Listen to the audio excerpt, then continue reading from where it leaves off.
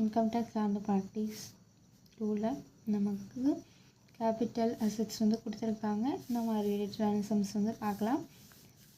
Then following the short term or long term capital asset, if the assessee sell them on 1/2/2022 அப்போ sale பண்ணுறாங்க.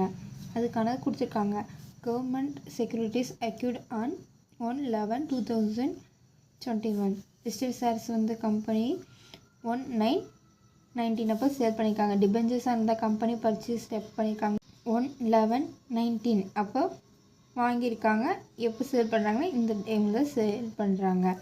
House property acquired on 1/10/17. Diamonds and acquired on 1/11/19. இதை நமக்கு information கொடுத்துட்டாங்க. இந்த information கொடுத்ததை வச்சு நம்ம ஷார்ட் டேர்மா லாங் டேர்மான்னு நம்ம கண்டுபிடிக்கணும். இப்போ கவர்மெண்ட் செக்யூரிட்டிஸ் அக்யூர்டு வந்து நமக்கு எத்தனை மந்த்ஸ்னால் நமக்கு 12 months தான். இப்போது இங்கே என்ன எப்போ கொடுத்துருக்காங்க சேல்ஸ்னால் 1/2/2022 கொடுத்துருக்காங்க. இங்கே 21. இங்கே 1/11/2021 நமக்கு நெக்ஸ்ட் இயர் 1/11/2022 அந்த தான் 1 year. அதுக்கு மேலே போச்சுன்னா லாங் டைம். அது கம்மியாக இருக்குது. அப்போ 1 year கம்மியாக இருக்குங்கிறது நமக்கு இது short time. Listed shares of a company on 1/9/2019. Listed shares வந்து நமக்கு 12 monthsக்குள்ளே இருந்தால் ஷார்ட் டைம். அதுக்கு அதிகமாக இருந்தால் நமக்கு லாங் டேர்ம். 1/9/19 அப்போ வந்து பர்ச்சேஸ் பண்ணியிருக்காங்க. இப்போ சேல்ஸ் பண்ணுறாங்கன்னா 22 அப்போ வந்து சேல்ஸ் பண்ணுறாங்க. 1/19 1/20 பண்ணி தான் நமக்கு அது ஷார்ட் டைம். அதுக்கு மேலே போனாங்காட்டி இது நமக்கு லாங் டேர்ம். அடுத்ததாக debentures of the company purchase on 1/11/19. அதே மாதிரி தான் ஹவுஸ் ப்ராப்பர்ட்டி அக்யூர்டு வந்து நமக்கு 24 months தான் பீரியட் ஷார்ட் டேர்முக்கு. இப்போ 2017 வாங்கியிருக்காங்க. நமக்கு செல்லிங் வந்து 22. அப்போ நமக்கு அதிகமாக இருக்கங்காட்டி இது நமக்கு long term.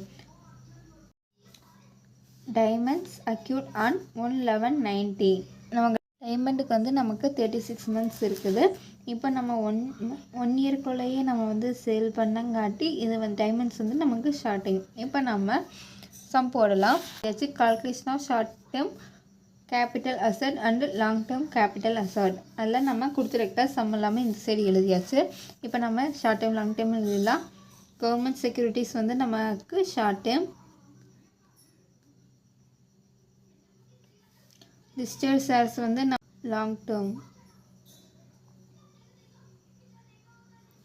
Debentures of the company long term. House property வந்து அக்யூர்டு லாங் டேர்ம். அடுத்தது டைமண்ட்ஸ் அக்யூர்ட் ஆன் 1/11/19 வந்து நமக்கு ஷார்ட் டேர்ம்.